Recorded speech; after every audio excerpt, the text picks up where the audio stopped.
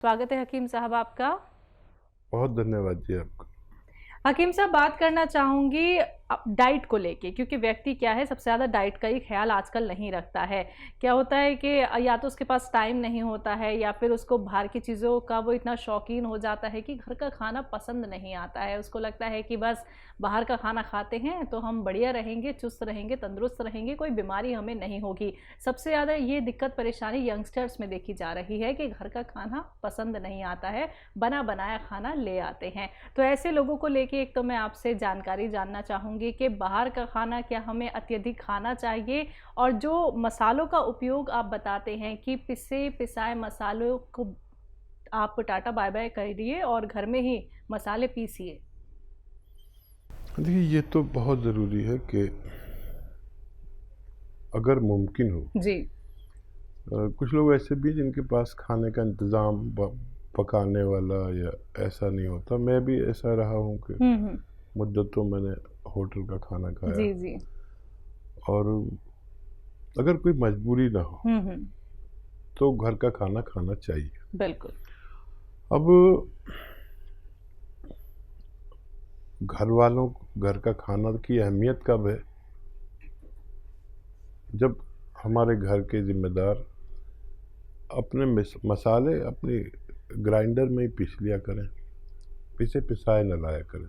ज़रा सी तकलीफ़ उठाए, लेकिन अगर घर में मसाले पीसने लगे तो आपका परिवार बहुत बड़ी तकलीफ़ से बच सकता है। ज़रा सी तकलीफ़ भी क्या है, पहले लोग सिल बट्टे पे मसाला पीसते थे, आज अच्छे अच्छे ग्राइंडर हर घर में तकरीबन है।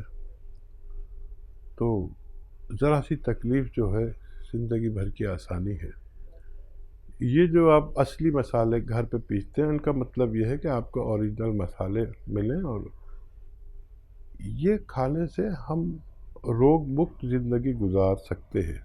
रोग होंगे तो ऐसे नहीं होंगे कि आपकी बॉडी उनका मुकाबला नहीं कर सके। देखिए, हर जगह दुश्मन है। आदमी के जिस्म से बाहर दुश्मन, आदमी के जिस्म के अंदर दुश्मन, वो बैक्टीरिया के रूप में है।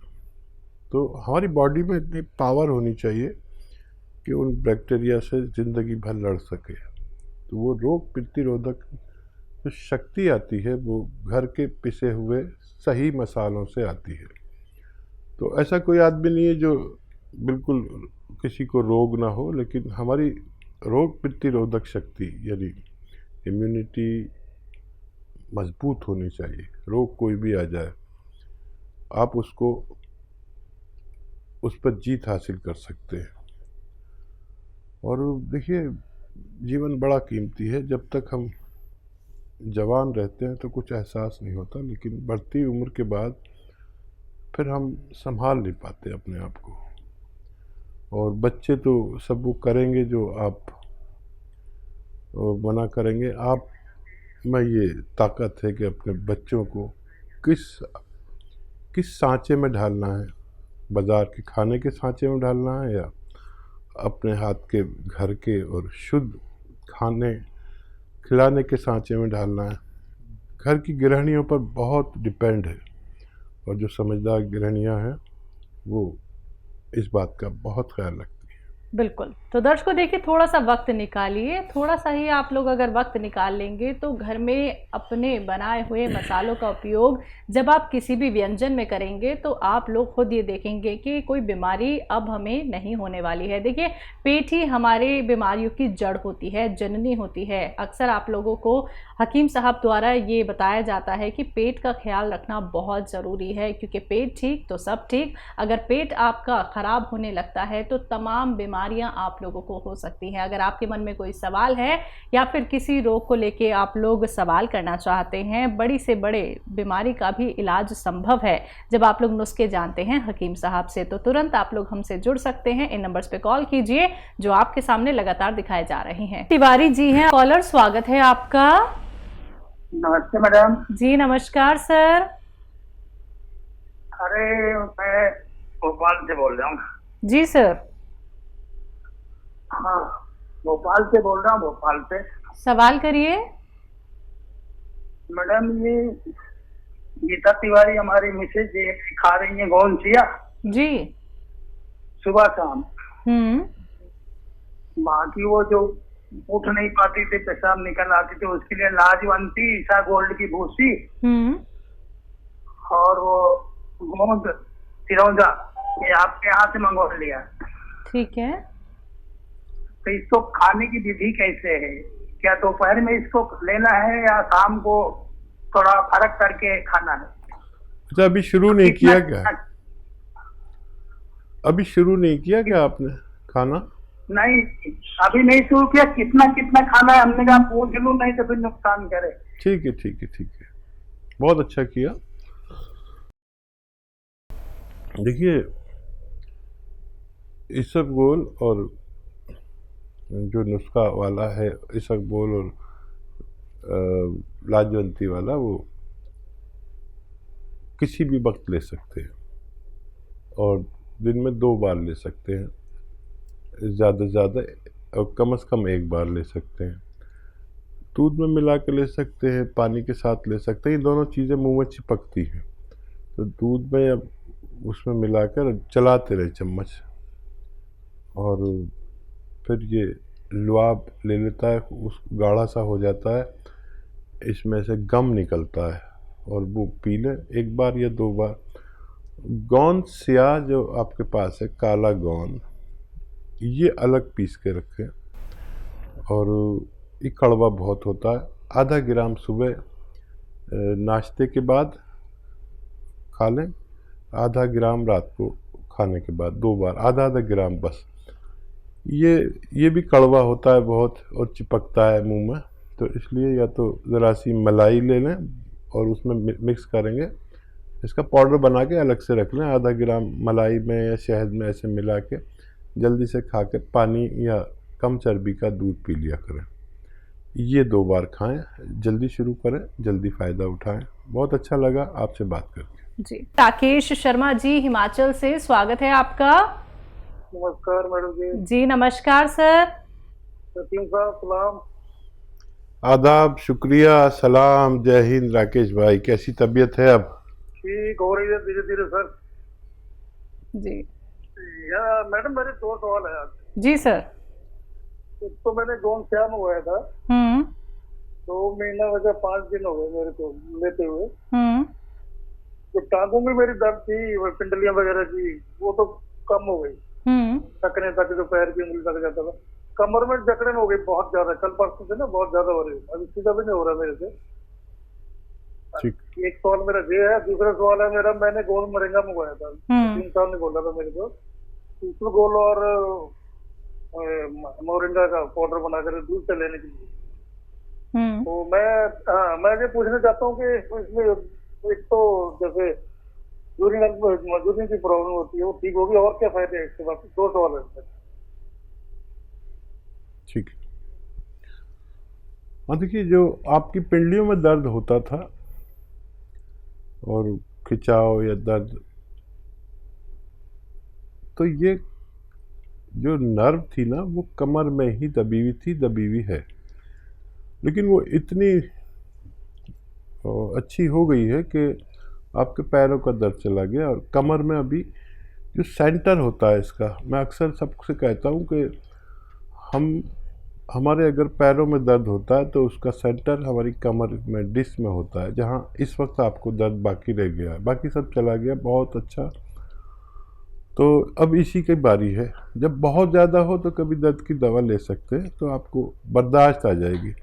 एहतियात अभी तक लाजिम है, वही सब आप एहतियात तो करते ही, हमारे पुराने आप वीवर्स में से हैं और सब कुछ जान गए हैं। तो अब तो आपका ये शायद इसी महीने में आपको या आइंदा महीने में मुकम्मल फ़ायदा हो जाए।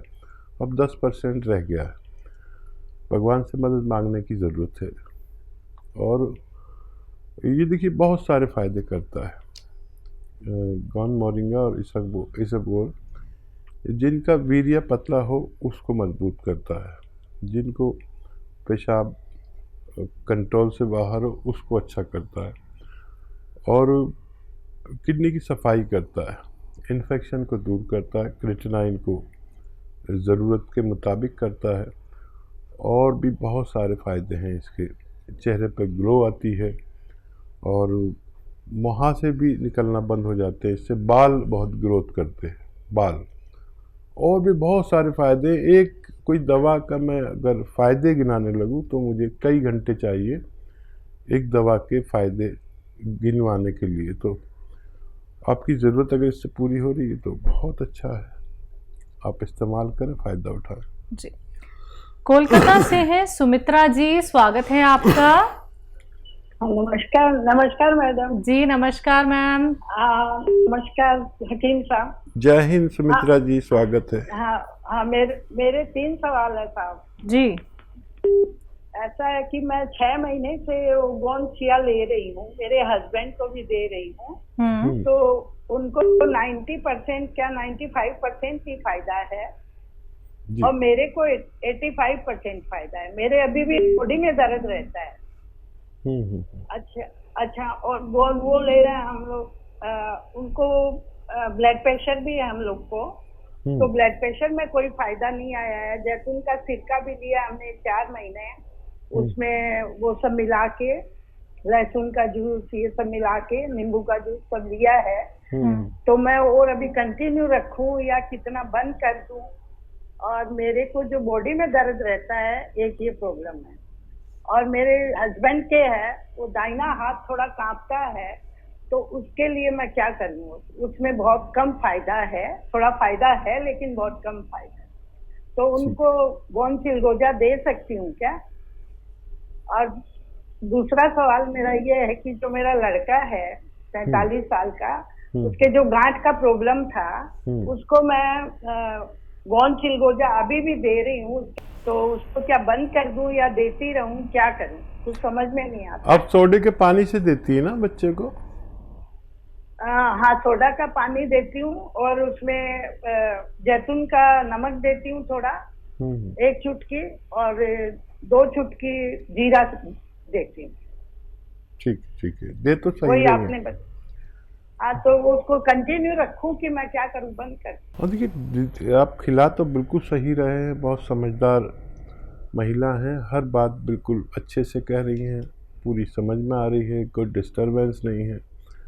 तो आप और चाहें तो 1-2 महीने कंटिन्यू करके देख सकते हैं। किसी किसी को ज़रा देर में फ़ायदा होता है, जैसे आपके पति को ज़्यादा फ़ायदा हो रहा है और आपको कम हो रहा है, यानी आपको 85% और आपके पति को 95%।